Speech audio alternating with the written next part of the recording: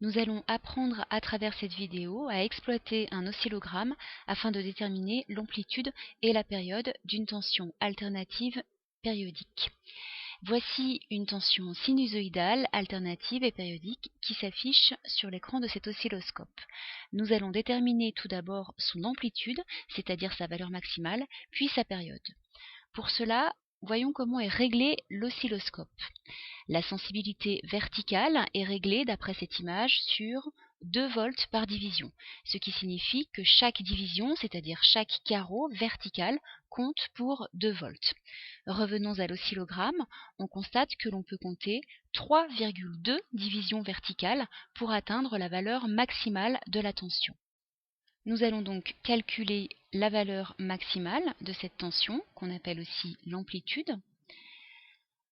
Rappelons que la sensibilité verticale était réglée sur 2 volts par division.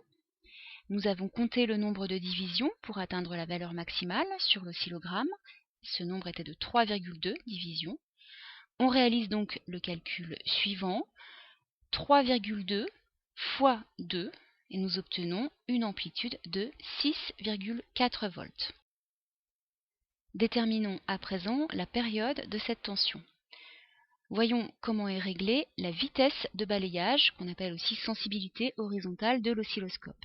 Sur cette image, on voit qu'elle est réglée à 0,2 millisecondes par division, ce qui signifie que chaque carreau horizontal compte pour 0,2 millisecondes. Revenons à l'oscillogramme. On constate sur cette image que un motif entier s'étend sur 7,2 divisions horizontales.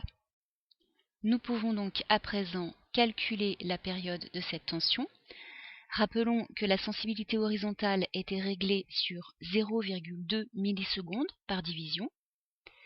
Par ailleurs, nous avons compté 7,2 divisions horizontales pour représenter un motif entier sur l'oscillogramme. Nous calculons donc la période de la manière suivante, 7,2 multiplié par 0,2 et nous obtenons une période de 1,44 millisecondes.